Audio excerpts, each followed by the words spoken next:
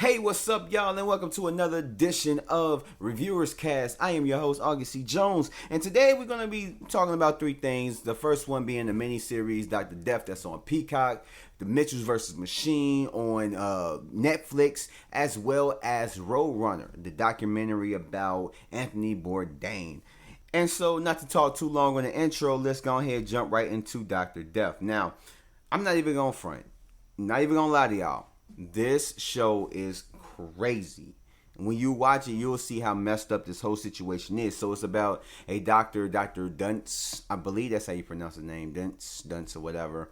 And he basically was known as one of the top neurosurgeons or whatever in America and all that stuff.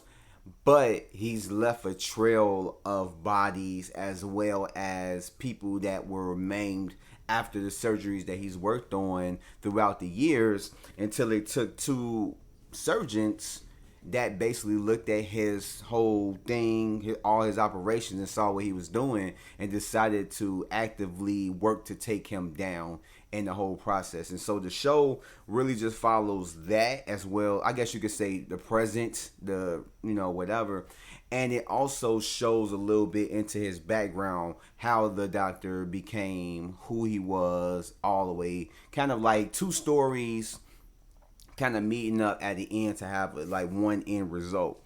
And this story is just extremely messed up when you learn how long he's operated, pun intended, and just how much damage he's done. And everybody just kind of looked away. You had hospitals not really doing too much investigation. Like, there was stuff that, it was looked at as like, okay, that seems strange. And then, just kind of carried on. It wasn't anything that was really investigated and looked into until, pressure was applied to even do that. And it's an extremely messed up story.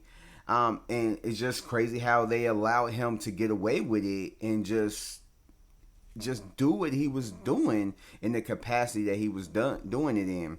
And it was just, I can't really, I don't want to give too much away, but the whole situation with his friend was very, very messed up. Like, you actually get into kind of like the psyche of just how he moves, how just the type of person that he is, and that he is just an evil person. He just looks at himself as like a godly type figure of that, basically he has your life in his hands. Like, literally has your life in his hands. It's up to him of how, your story ends. Does it have a happy ending, at least, up to that point, or do it not? So he kind of sees himself in that light, and he shows that, yeah, he feels that he is a god. And one of the things I could say is that Christian Slater is phenomenal in his role. He is one of the standout characters in this to me, and he is hilarious in his role. The comic relief and just how he portrays his role, and does a great job every time that he's on screen. It's like he steals the screen because you're just enthralled with his performance. Alec Baldwin does an amazing job as well, and Joshua Jackson does great as Dr. Duntz. I don't know how to pronounce his name, but he does great as Dr. Death in this show, and he nails it. He really does nails it. Anna Sophia Robb does a great job as well. And it doesn't really go into his life to really have you sympathize with him. And I thought that was one of my worries about it. But it does show that he is an unlikable douchebag. And he's just absolutely deserved what he got and even more. He had no remorse for what he did to any of the patients that he did whatever to.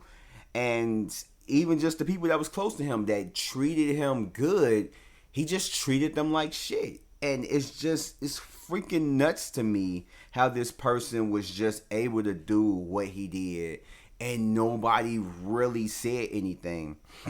And I get the whole fact of he was up here and a lot of people were down here, so it's like if you were to say something, it may get ignored, it may get pursued, but it may not get really pursued like you might want it to. It may end up dying out, and a lot of people's careers and livelihoods are on the line. So it's a lot of variables that go behind it. So I understand that whole aspect, but it just showed that it took two pristine doctors to even kind of struggle to take him down, to even get a case going against this guy. And the doctor really does come off very narcissistic. He comes off as an asshole to everyone around him. And it's just, he's very manipulative in what he does. Like, he is just one of those people that you would not want to operate on you, because he come off as a nice guy, but then at the end, it's like, the damage is done, I'm gone. You know, and it's just very nuts. It got you kind of, it would have you thinking like, damn, I hope that I don't ever end up in the situation that these people ended up in, because it took a long time to get him shut down. And when he got shut down, he got shut down. Okay, I'm not gonna give too much away about the show, but it is messed up in a lot of the things that he says, a lot of things that he does in this show. And it just shows just the evil of a person. And I feel like the flashbacks really didn't dive into the psyche of why he is the way he is. I guess you could get like certain things, but it doesn't really answer the question of why he felt that way, why he really did what he did. But I mean, you can kind of guess that's just how people are. He's just he's just that way. Some people just born that way. Some people are created that way, and he was just one of those people. But overall, I really did like the show. I wasn't too particular in the flashback scenes of his life. I don't know, like that just kind of turned me off a bit, but I get why they did that, but I just wasn't, it wasn't one of the best parts to me. But overall, it's a show that I feel like a lot of people should check out, a lot of people should get into, and just, see this craziness that actually did happen. This was based off of a actual guy who did all this stuff and all the efforts to take him down. And it's one of those things that just make you think like, man, I hope I never end up in that situation. But definitely check it out. You can find it on Peacock. If you have Peacock, you can watch it on there. If you don't, easy to sign up and just go ahead and check it out. And that is my review for that. And if you've liked what you've heard so far, go ahead and give this video a like, as well as subscribe if you're not. And so let's go ahead and jump right into the next thing, which is the Mitchells versus the Machines. Now, this is a show that I'm mad that I didn't get to watch with my son because he watched it with his mama. But this movie is on Netflix, and it is a really just fantastic movie. So it's just about a girl who has a strained relationship with her father. She's going off to college, so he wants to mend that relationship that they had growing up.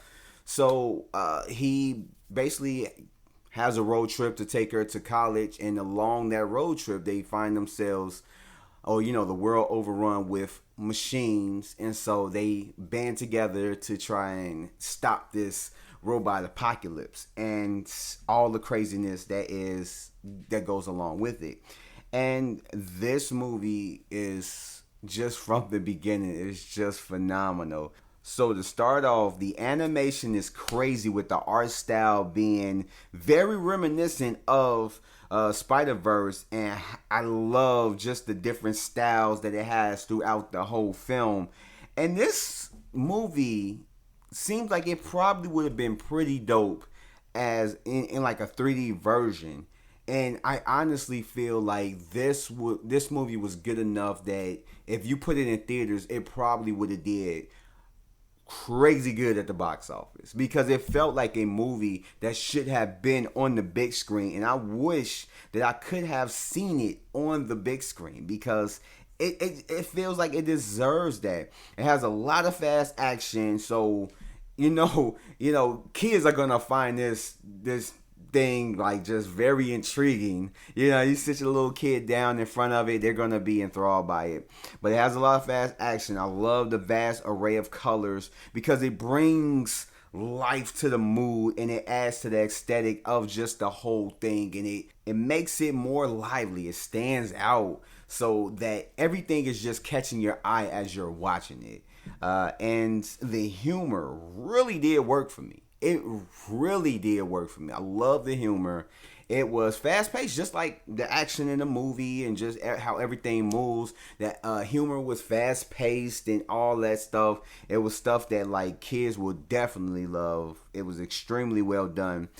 And it is very lighthearted. Very, very lighthearted, as you would guess or whatnot. It has a lot of heart and it has some great emotional parts that worked in the film, especially just with the family, you know, and how they interact with each other, the heart between the father and the daughter, which is really what is the main part of this movie. And I just love the whole family dynamic, their chemistry between each other and all of that stuff. And I love the storyline of the strained, you know, relationship between the father and the daughter and how they are trying to get it back on track.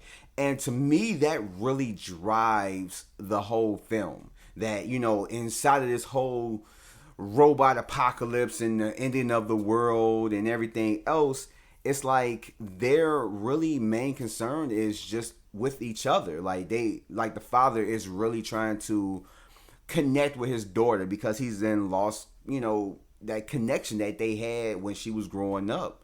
And he's really trying to get that back, and this is a way for them to get back. So the movie is just really about this family that's trying to mend its wounds. And it does give some time to the robot villain of the story, but it kind of rushes into it. And it, you know, into like, you know, the robot becoming evil. But like I said, the movie is mainly about the family mending its issues amongst each other. And they just happen to find themselves in this whole thing. But overall, this is a fantastic film. This is a great film. A great family film. Great for the kids to watch. It has a lot for adults like me to enjoy. And it's something definitely to check out. So if you haven't heard of this movie, or if you've seen it but haven't watched it, and you're looking for something to watch with the kids, it's definitely something to check out. Definitely is worth the rewatch if you do rewatch it, at least for me. And I'm telling you, you won't regret it. So I highly recommend you check it out. And if you haven't liked this video so far, but you like what I said about the Mitchells versus Machine, go ahead and give this video a like and subscribe if you're not already. And so with that said, let's go ahead and jump right into Roadrunner, a film about Anthony Bourdain. Now, going into this movie, I never really, I knew of Anthony Bourdain. I never really watched his shows. It never really kind of, you know, intrigued me, or I never was interested in watching that. And I never followed him like that. But I did know who he was. I wasn't too far removed from that. And so that's why it was very interesting for me to watch this film. I wanted to see who he was, why he was, and everything else. I just know that he, you know, maybe came off, you know, he was himself and everything else. And you know, I only know a little bit about him, but watching this movie, it kind of really opened my eyes. Or I ain't gonna say movie, I guess you could say documentary. It really opened my eyes about him because, of course, it was telling of a lot of stuff that I never knew about him. And I did find it a bit inspirational. He started as just a chef. And so he wrote a book about stuff that goes on behind the scenes in the kitchen. And it ended up blowing up. And that was just literally the start of his whole career. You know, it just took off from there. And it's just crazy how much stuff was recorded from his early life, as far as him being a chef and everything else, all the way up to, I guess you could say, the end. and it just follows that. Like, it's a lot of just recordings of him, recordings of like his voice, which I heard a lot of, the stuff that he says that's narrated is kind of deep fake, that it maybe was stuff that he actually did say, but they kind of like manipulated it to where it's like he, make it sound like he did say it. That's why I was watching the movie and I'm like, damn, okay, so in a sense he kind of narrated this whole thing. Like, how did they do that? And so I understand, okay, that's how they did it, and that they technology is just a wonderful thing. But I mean, I guess if it helps the film a little bit better, it ain't the first film that had liberties and been manipulated for the Hollywood touch. So I don't know. I mean, I'm not too taken back by it, but it does follow him from, like I said, from when he was a cook to him writing his first book, all the way to just like him being in the shows. And it shows that it basically shows that he didn't even want to be on TV. He didn't even want that, but then he ended up just saying, fuck it, I'm gonna just be on TV. And I was just like, okay, not everybody wants to have that fame. Not everybody wants to be in front of a screen and be recognized everywhere they go. So I understand that, a lot of people just don't like that. And he was one of those people, but it was like, what could hurt, so.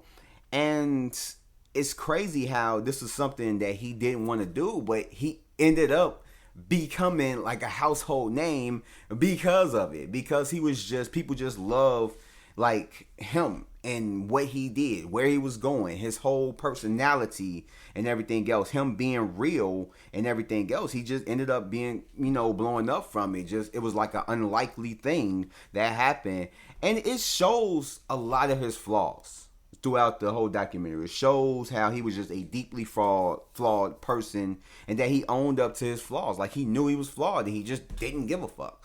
He was good personality. And it talks about his wife, talks about his child, and how he wanted to be a father, and how he kind of felt like he wasn't the best father.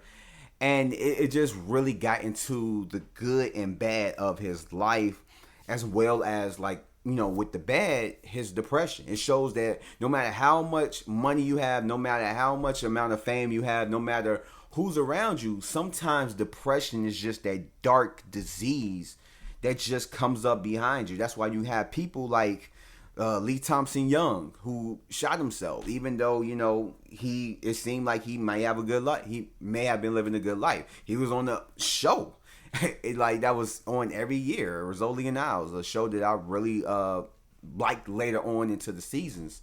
But, and Robin Williams, and there's probably countless other, not probably, but there's countless other celebrities, people that were in the spotlight that, killed themselves because they was just deep in depression. It really just does show that. One of the things that I could say that really stood out as a negative in this movie, this documentary, is that it felt overly long. It felt like it should not have been as long as it should have been. Maybe cut out, maybe 15, 20 minutes of it. And because I'm just sitting there looking at the time like, damn, okay, is this movie about to be over? It just seemed like it could have had some time shaved off to make it, go through a little bit quicker. But it was this movie, this documentary, if you were a huge fan of Anthony Bourdain, or even if you wasn't, it is a very emotional movie. Especially if you were a big fan of him. It is a very emotional movie, especially when you're hearing from the friends and family and like just their accounts with him all throughout the life, all the way leading up to his death. It's very emotional. I could see somebody who's a real big fan of him watching this and wanting to cry, or crying because of just how everything just played out, and just who this person was, and that they just, kind of lost the battle with this depression monster lingering around, and just found themselves not wanting to do it. And, it's just, for the longest, he's been dealing with depression like a lot of people, I mean, nowadays, mental health is a big thing. But, yeah, I mean, this this documentary really tackles a lot of shit, and I can really appreciate it. I did like it. Like I said, the length really did get to me. It really did. And so, but I say, however you could catch it, definitely check it out.